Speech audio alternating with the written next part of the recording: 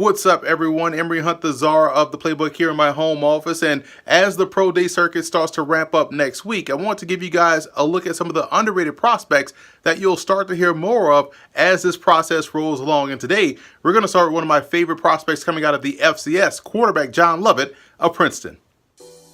Lovett was a do-everything player for the Princeton Tigers. He started out playing a hybrid Taysom Hill role for the Tigers as he slowly developed into one of the more dangerous dual threats in college football. Back in 2016, Lovett split time with current Arizona Cardinals quarterback Chad Canoff, and despite throwing 77 passes all season, he tossed 10 touchdowns to only 2 interceptions. But what led him to winning the Bushnell Cup, which is the Ivy League Player of the Year award, was his 20 rushing touchdowns that season. This year, after missing all of 2017 with an injury, we finally got to see him combine his rushing skills and passing growth for a full season at the position. And that's the biggest area of growth I want to see this year from Lovett. I was on the broadcast this year for the Monmouth game, and he was spectacular that day, completing 21 of 27 passes for 322 yards and 5 touchdowns. He also added 77 yards on the ground and a rushing touchdown. So you saw him throw with touch, accuracy at all levels of the field with anticipation. And here in this clip versus Harvard, you see a great example of the growth made in this area as he was able to foresee the rotating coverage